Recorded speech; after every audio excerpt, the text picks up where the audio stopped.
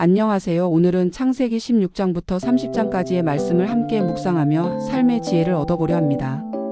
이 이야기 속에는 우리의 인생 여정에 깊은 울림을 주는 교훈들이 숨겨져 있습니다. 먼저 아브라함과 하갈의 이야기. 창세기 16장은 인간적인 고뇌와 하나님의 섭리를 보여줍니다. 사레사라는 아이를 갖지 못하자 자신의 여종 하갈을 통해 아브라함의 아이를 낳게 합니다. 하지만 이는 가정 내 불화와 갈등을 야기하죠.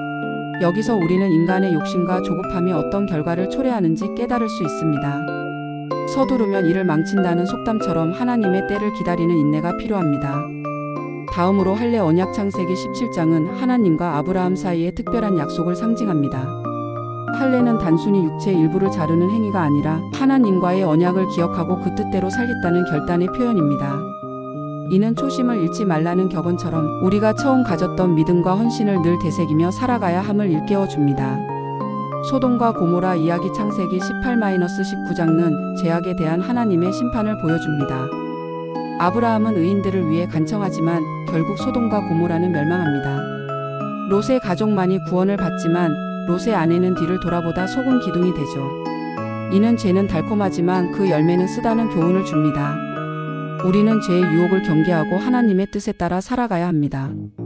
아브라함과 아비멜렉 이야기. 창세기 20장은 인간의 불완전함과 하나님의 용서를 보여줍니다. 아브라함은 자신의 아내 사라를 누이라고 속이고 아비멜렉은 사라를 데려오지만 하나님의 경고로 인해 사라를 돌려보냅니다. 아브라함의 실수는 우리에게 완벽한 사람은 없다는 사실을 상기시켜줍니다.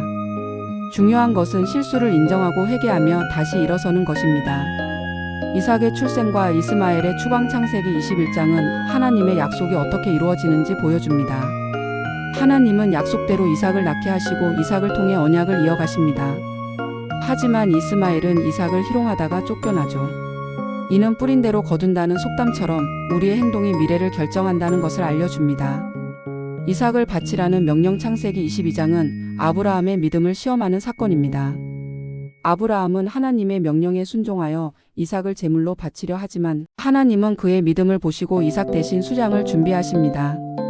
이는 믿음은 행동으로 증명된다는 것을 보여주는 강력한 예시입니다.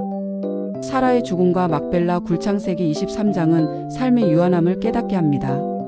사라는 127세에 죽고 아브라함은 막벨라 굴을 사서 사라를 장사합니다.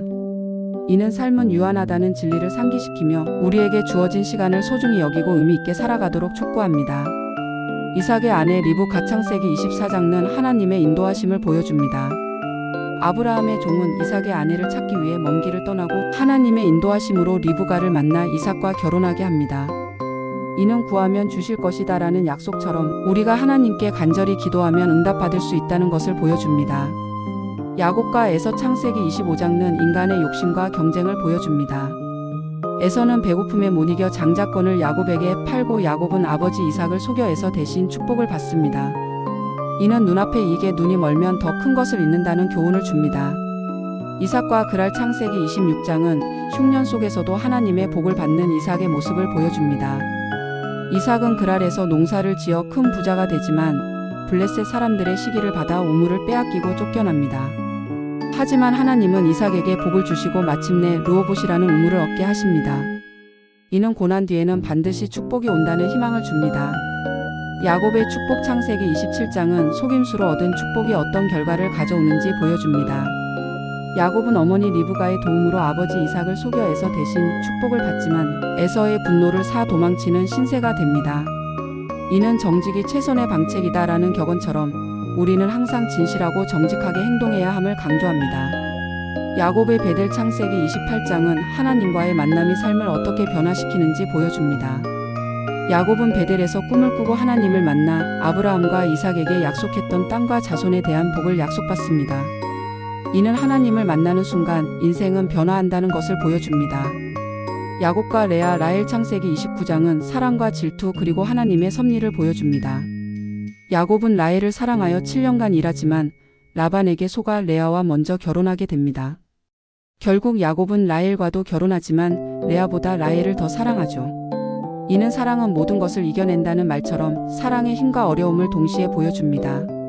야곱의 자녀들. 창세기 30장은 하나님의 축복이 어떻게 이어지는지 보여줍니다.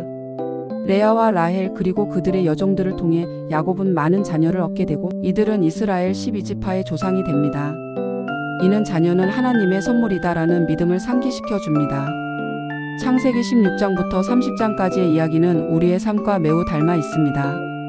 우리는 이 이야기 속에서 인간의 욕심, 실수, 고난, 그리고 하나님의 섭리를 발견할 수 있습니다. 이 교훈들을 통해 우리는 더욱 겸손하고 지혜롭게 살아가며 하나님의 뜻을 따라 살아가는 삶의 중요성을 깨달을 수 있습니다. 오늘 하루도 이 말씀을 기억하며 힘차게 나아가시길 바랍니다. 감사합니다.